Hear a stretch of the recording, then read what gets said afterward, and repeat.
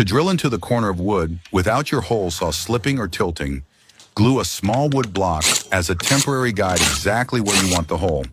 The center of the block will support the hole saw's pilot bit, preventing it from sliding at the start of drilling.